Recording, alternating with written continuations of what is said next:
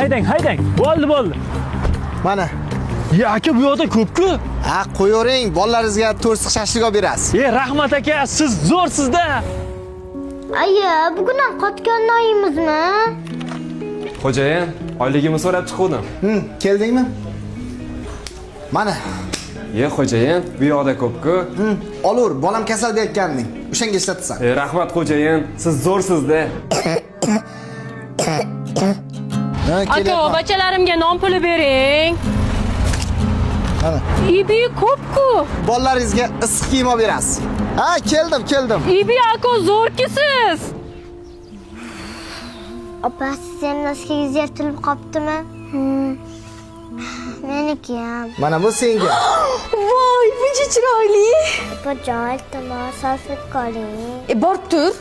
Bu hali hammasi emas. Iskandar Buildings mezbon loyihasidan senga xonadon olib qo'yganman. Bu senga sovg'a.